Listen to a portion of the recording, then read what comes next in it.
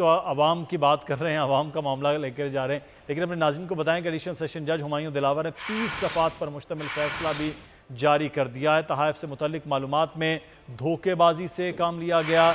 अदालत की जानिब से ये कहा गया किसी भी शक के बगैर चेयरमैन PTI की बेईमानी साबित हो गए। चेयरमैन PTI के खिलाफ तोशाखाना केस का मुख्तसर फैसला जारी किया गया है। एडिशनल सेशन जज हुमायूं दिलावर ने 30 सफ़ात पर मुश्तमिल फैसला जारी किया है। तहाइफ से मुतालिक मालूमात में धोखेबाजी से काम लिया। अदालत में कहा गया किसी भी शक के बगैर चेयरमैन PTI की बेईमानी साबित हो चुकी है। शिकायत कुनिंदा मुल्जिम के खिलाफ मुसद्दका शवाहिद पेश करने में कामयाब रही हैं। शवाहिद की नज़र में मुल्जिम के खिलाफ इल्ज़ामात साबित होते हैं। यह अदालती फैसला है। चेयरमैन PTI करप्ट प्रैक्टिसेस के मुर्तकिब पाए गए। 2018 से 2020 के दौरान असासों की झूठी तफसीलात जमा कराई गईं। नाकाबिल समाअत होने से मुतालिक दरख्वास्त को खारिज किया जाता है। ये भी फैसला में लिखा गया है। चेयरमैन PTI के खिलाफ तोशाखाना केस का मुख्तसर फैसला जारी कर दिया गया है।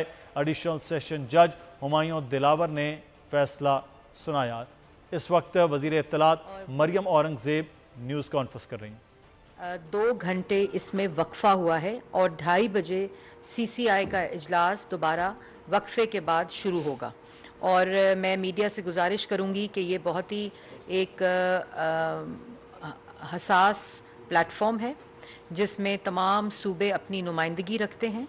और ये भी मैं एक्सपेक्ट करूंगी कि जब तक CCI अपना ऑफिशियल एलानिया नहीं निकालती, तो क्योंकि अभी एक मिसअंडरस्टैंडिंग हुई कि वो फ़ैसला मौखर हो गया है, कोई मरदमशुमारी पे बात हुई, किसी ने कहा वो इजलास ख़त्म हो गया और फ़ैसला मौखर कर दिया। तो मैं दोबारा रिपीट करूँगी कि अभी इजलास जारी है। 2:30 बजे इजलास दोबारा शुरू होगा। बलूचिस्तान के CM की फ़्लाइट के डिले की वजह से ये इजलास में वक्फ़ा प्राइम मिनिस्टर ने लिया और जिसकी वजह से ये अभी वक्फ़ा जारी है और 2:30 बजे इजलास